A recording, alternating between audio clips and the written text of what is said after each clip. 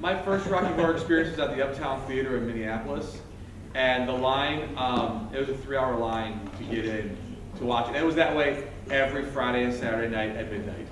It was just the culture around it. I think I forget what the company is, but I know they lease out or they send screen prints of like riff tracks.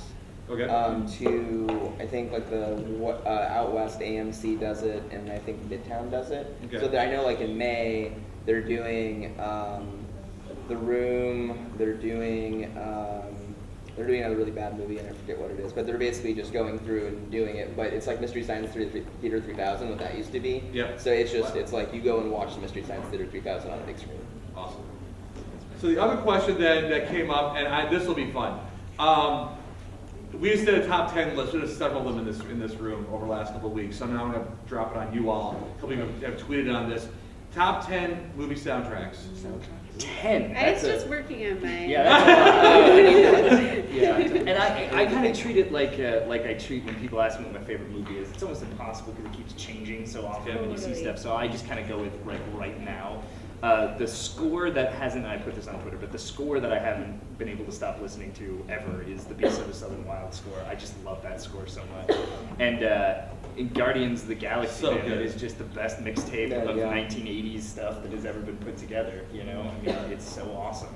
So those would be the soundtrack and the score because they're very different. You know, obviously. So. I've got the Big Chill. I really Oh, put yeah. that Oh, yeah, tape sure. out when I was a kid. It was like a tape, a cassette.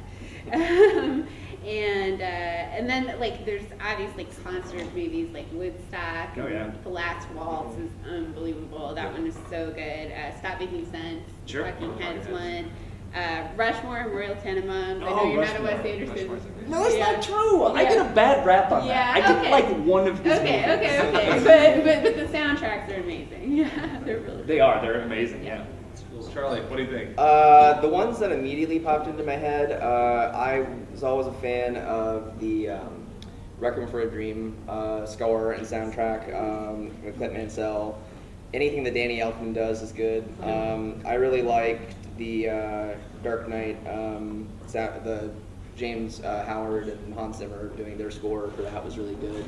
Soundtracks, oh man, I gotta go with Guardians of the Galaxy.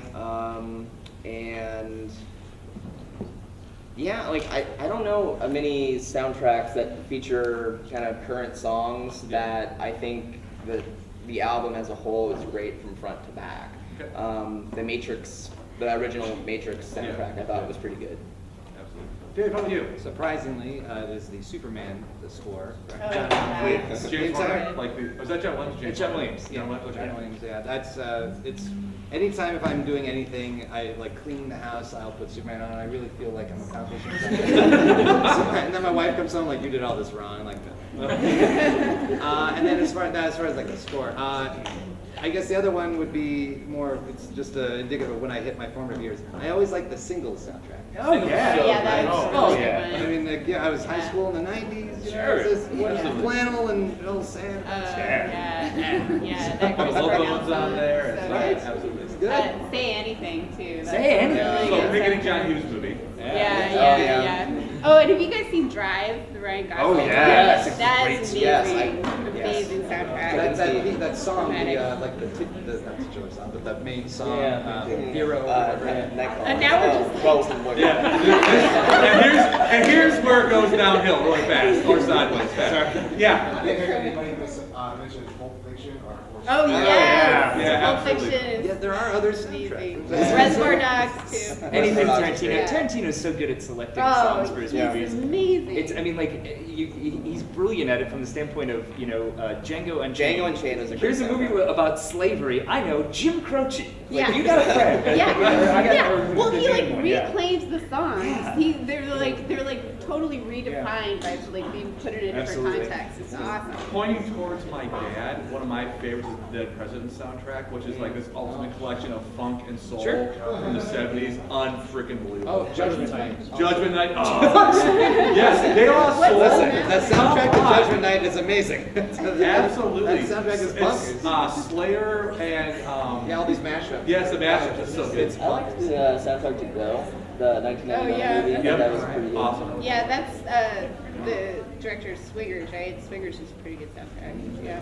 All right, folks. Here's the final question. Disney, Marvel, and the media industry. Go. Sales are up 100%. So, put that out there. How's that affected? So really what it boils down to, when the Avengers movie came out, it was like, will we sell more Avengers comic books? And the answer is no. It didn't really move the needle. It only moves the needle when it's something that people have never heard of, like Walking Dead. When the show came out, people watched the show and then like, there's a comic book based on the show?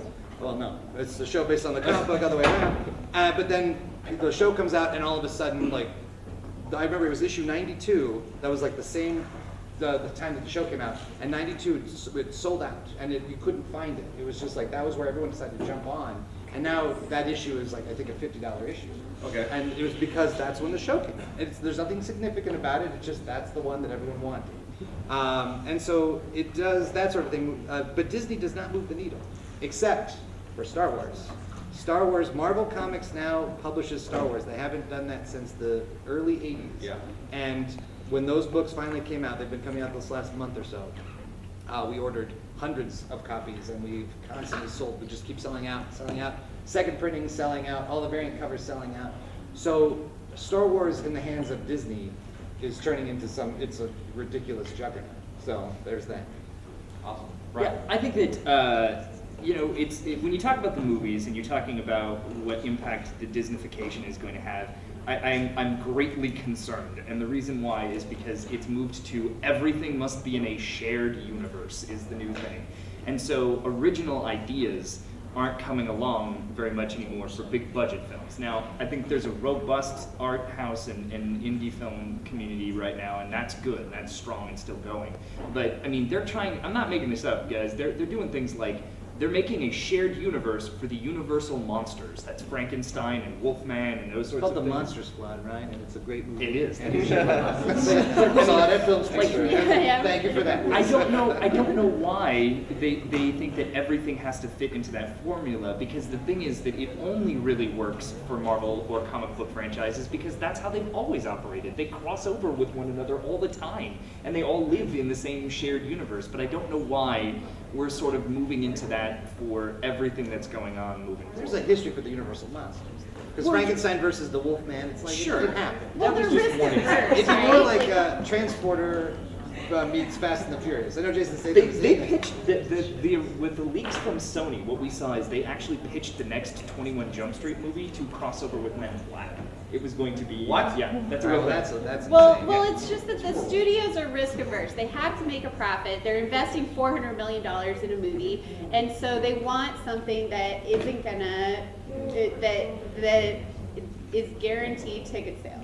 And so it's got to have those brands behind them, and which is that's why they fine. make those decisions, and then they just perpetuate, and there's no new ideas. You're right in terms of if they choose to spend that much crazy amount of money. But the #1 movie of last year at the box office was American Sniper, I know. which cost like $40 million to make. The You thing I don't know? understand, why don't they just like Blair Witch Project? Cost 30 grand. You Yeah. know, something. Just do that. Do that a million times. That's what they do with horror movies, though. They make them for like $1 million, and then they make $5 million opening weekend, and they have 82 sequels because that's. Well, but that's Well, what then the go do the real sequel.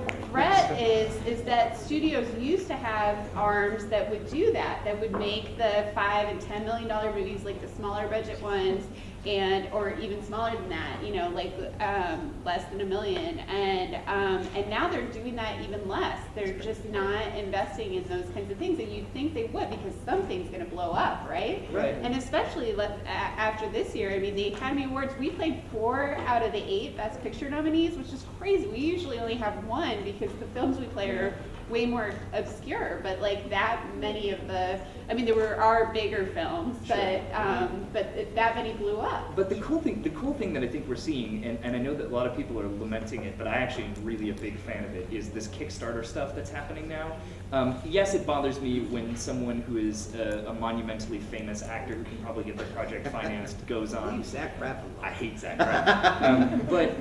But I do think that it helps for things like What We Do in the Shadows was partially Kickstarted. You know, I mean, basically, it's like giving me a chance to be like, I want to see that movie. Here's some money, make that movie, and you know. And I think that approach is now. I don't know, like there's a whole bunch of new sites that are developing, not just Kickstarter, but Patreon and these other sites, and I'm a huge fan of that, where I get to give money to someone who I want to see more art from pretty directly to make more stuff. Well, that's a really cool model, and it might be a necessary model for musicians. Yeah. Sadly, like because there's no more of the record labels that are handing out $1 million contracts anymore. There's a question up there. Oh, sorry. Yeah, please. Where's it? I just kind of had an addition going back to your discussion on crossover movies and why they're becoming so popular. I feel like it's just kind of becoming a new standard on like how to lazily make a movie. Yeah. And it's kind of following the formula that spoof movies have become now, where the more references we cram in and the more things people recognize, the less actual jokes and writing we have to do, because that takes up more time to set up different characters and how different things happen. And so it's just a lot easier because it's just like, and now there's Spider-Man, so now we can have Spider-Man's thing for. Well, that's a good thing. That is an awesome. Listen, This is an awesome thing. Let's leave Spider-Man out of this. That's really good. Well, I think, and I don't know the numbers obviously, but I think with Disney buying Marvel, we also kind of forget though that like NBC Universal and Viacom and all these other major companies also own a lot of the ways that we get media. So Fox not only has Fox News, but they also have Fox Searchlight, and they have 20th Century Fox, and they have all these production values that they can cycle content to. I mean, Turner Broadcast, the fact that basically Comedy Central, Cartoon Network, MTV, VH1 are all owned by the same umbrella company. The umbrella corporation. We are screwed. But like I used to think when I MTV and VH1, I'm like, they're competing music channels. Not really, because they're owned by the same company. So, All right. So, because there was a question on it, and we got like 2 minutes left. Please, someone explain to me, I can. because I kind of want to play this game. I kind of don't even want to know. You want me to- Charlie, go. So this is a game. I think it was 2 people who have done Xbox, Xbox exclusive content games. They contracted out with, or they met the guy who does all the artistry and writing for the Oatmeal comic online, and they said, we've got this card game that we're working with, but we don't know if it's marketable. And he says, well, let's just kind of rebrand it, and they did, and they put it on Kickstarter. They had a goal, I think, of somewhere around $20,000. They thought they might get 100 people to back it. It raised 1.8 million. 8.7. Oh, 8.7 million. $8.7 million. And then it had, They needed $10,000, so they squeaked it. They squeaked it over the line. It's the most successful Kickstarter in history. Yeah, it beat the Reading Rainbow Kickstarter. Oh, So- really? People don't want to read; they want to look at Yes. But the basic kids literate. Let's blow up cats. But the basic concept of the game is it's kind of like the entire deck of cards is a landmine, and you keep handing out cards, and if you pull an exploding kitten card, you're out of the game. But you build your deck in your hand by pulling all the other cards, that if you have a card that can defuse the exploding kitten, or pass it along to a different person, or re-put it in the deck, it's basically kind of like an individual it's strategy. It's a strategy game just based around kind of goofy drawings.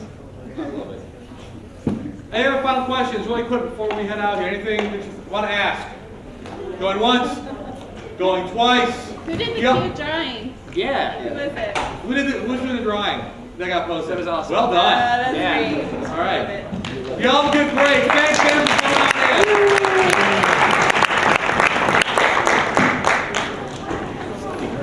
in. We'll see you on the other side.